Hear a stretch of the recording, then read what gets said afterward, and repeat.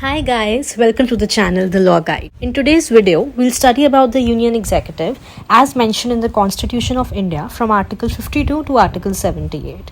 The content of this video will contain the introduction, the President of India, the Vice President and the Prime Minister of India, Attorney General and the Council of Ministers. We will dive in detail and understand about their qualifications, powers and functions. To begin with, we need to first understand what is Union Executive.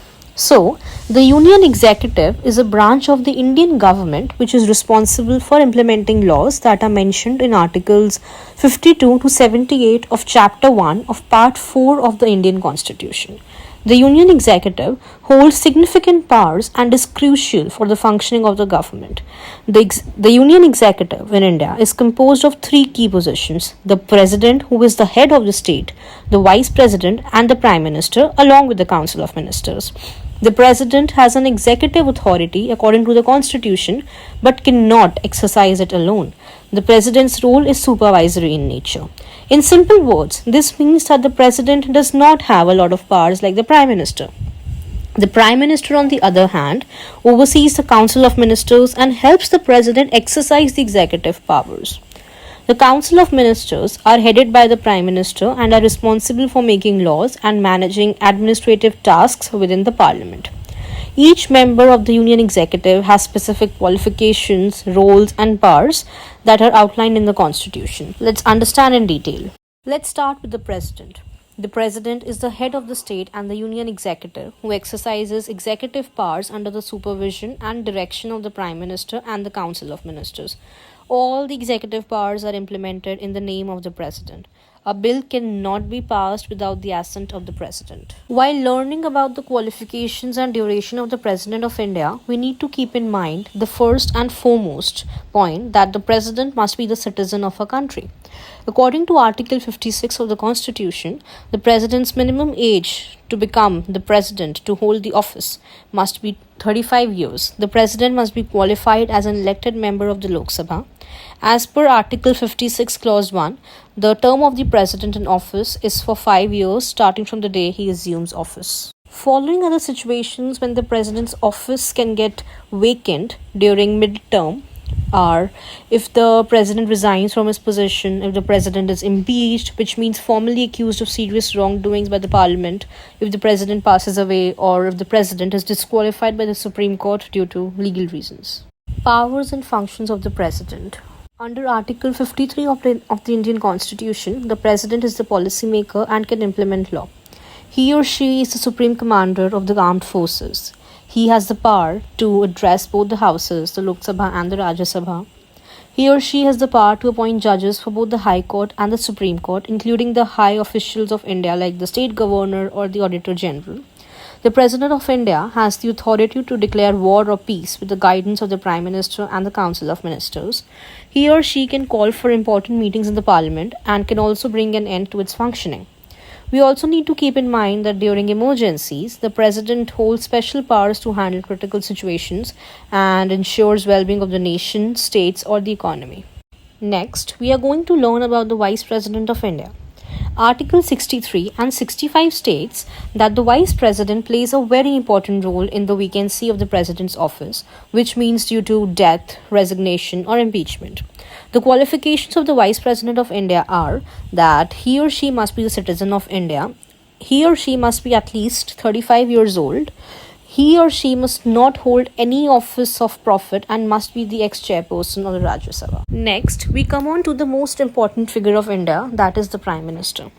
Article 73 of the Constitution states that the Prime Minister is elected by the people among the members of the Lok Sabha, which means that the PM is elected by the people of the country through the process of voting.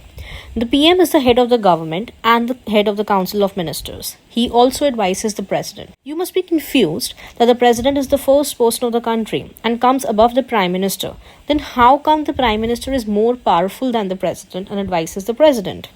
To answer that, yes, the President is the head of the state. However, the real powers are exercised by the Prime Minister of India. The central government makes all the decisions under the name of the President. But According to the Constitution's 42nd Amendment, President has to act on the advice of the Prime Minister and the Cabinet Ministers. The President has all the ceremonial powers while the Prime Minister has all the actual powers. Now, what are the qualifications to become the Prime Minister and what is the duration of the PM to hold the office? Let me explain this to you. So, the qualifications are that the Prime Minister has to be the member of either the Rajya Sabha or the Lok Sabha. He or she must be 25 years old. He or she must be the citizen of India and shouldn't be part of any office of profit under the Indian government of any state or any state. The term of the Prime Minister is not fixed and he or she holds office during the pleasure of the President. However, this doesn't mean that the President can dismiss the Prime Minister at any time. As long as the Prime Minister enjoys the majority support in the Lok Sabha, he or she cannot be dismissed by the President. The full term of the PM is 5 years, which coincides with the normal life of the Lok Sabha. However, if he or she loses the confidence of the Lok Sabha, then he or she must resign or the President can dismiss him or her. Let's understand the powers and functions of the Prime Minister. First, the Prime Minister acts as the communication link between the Parliament and the President. He or she is responsible for advising the President to distribute work under various ministries working for the Indian government. The Council of Union Executives is responsible for sharing information about the decisions and affairs related to the Union's administration that take place during cabinet meetings. This means that they have the duty to provide all the necessary details and updates regarding important matters that affect the functioning of the government at the national level. Their role is to ensure transparency and keep everyone informed about the decisions made in these meetings. Third, we come on to the Attorney General of India. The Attorney General of India advises the government on legal matters like constitutional matters, international matters, disputes, etc., and represents in front of the Supreme Court. They are nominated by the President of India on recommendation of the Union Cabinet to serve at the President's discretion. The qualifications and duration of the Attorney General of India are: he or she has to be qualified for the role as a judge of the Supreme Court. He or she has to be the High Court judge for at least 5 years or a High Court lawyer for 10 years or an outstanding jurist. There is no pre-decisive duration for the Attorney General of India. What are the powers and functions of the Attorney General of India? The Attorney General advises on legal implications. Their job is to carry out the President's legal responsibilities. The Attorney General of India represents the government in all Supreme Court proceedings. Last, we come on to the Council of Ministers. Article 74 says that in Parliament, Union Executive is the constitutional body. It includes 60 to 70 ministers with the state ministers as well as the cabinet ministers and deputy ministers. Cabinet ministers are those who do the work.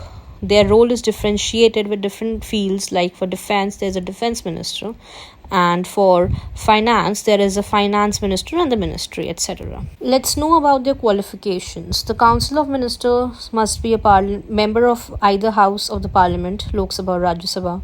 He or she must be the citizen of India. The President can appoint any minister and the Prime Minister can ask any minister to resign. Powers and functions of the Council of Ministers. The powers of the Council of Ministers are combined with the Legislative Assembly. The country's true power are in the hands of the Council of Ministers. The maximum decisions of the country are taken by the ministers. Let's revise a little now. So we learned about the Union Executive as prescribed in the Indian Constitution, that it is the most important body which distributed power between the state and the union level, between the President and the Council of Ministers and the Prime Minister.